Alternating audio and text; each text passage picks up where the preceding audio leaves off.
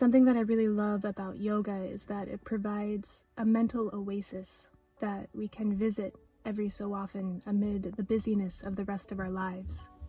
Yoga practice is like an island amid a sea of life's busyness, and it's always there for us, and we can create it. We can visit this oasis by making space in our mind and our body with breath and movement. And when we can put our attention on our movement and our attention on the sensation of our in-breath and our out-breath, we can create a sense of openness, a sense of freedom, a sense of space within our inner landscape. And when this occurs, when we can touch back into our inner landscape and feel a sense of spaciousness within, we can remember who we are. We can remember that you are not your pain. You can hold your pain. You are not your thoughts. You can watch your thoughts. You are not your experience. You can honor your experience. You are not your past. You can forgive your past. You are the holder, the watcher, the bestower of honor and forgiveness. You are grace embodied. When we practice yoga, we can come back to realizing what we're capable of. We are capable of watching our experience. We are capable of honoring our experience. We are capable of forgiving our experience. So watching, honoring, forgiving, accepting, that is just the height of human capability. So I love the practice of yoga because it makes us better humans. It reminds us that we can observe and watch our experience. And I think that is the height of human capability, because I believe brilliance and genius is rooted in presence. Scientists are so brilliant, and scientists are geniuses because they have figured out how to observe. Scientists are so intelligent because they are master observers. They formulate a hypothesis, they set up an experiment, and then they observe what happens. That's what they do.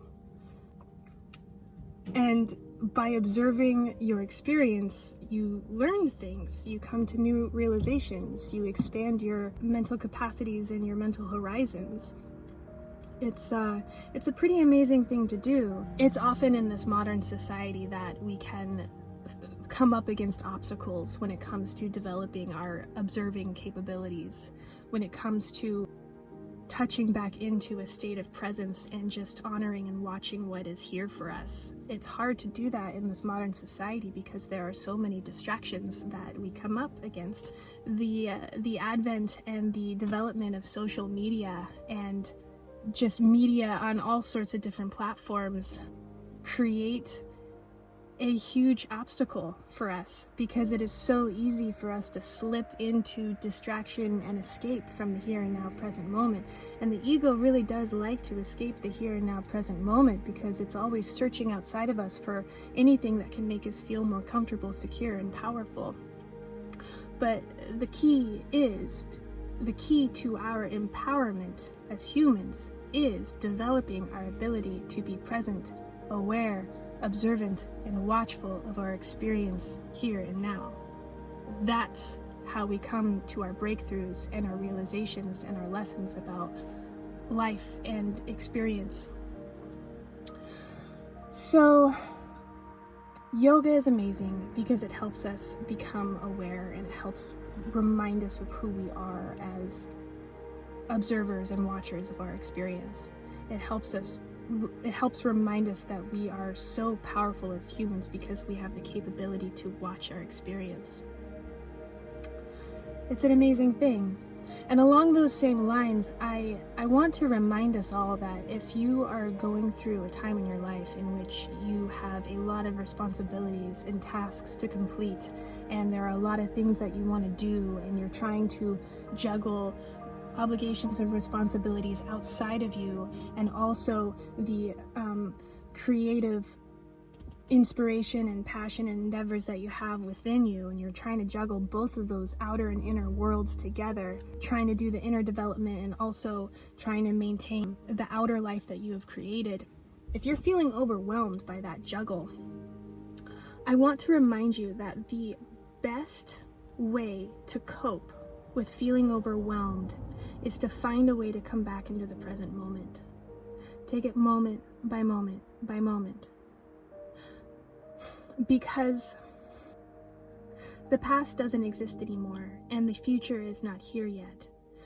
And so the best way to cope is to be here with what is real. The only thing that is real is this moment now.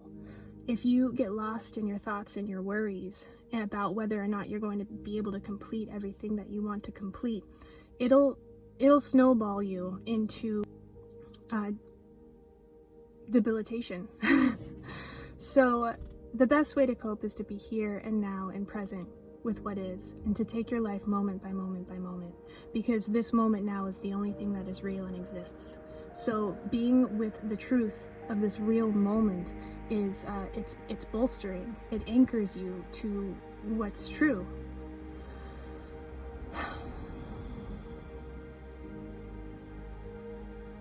Be with what's in front of you right here and now.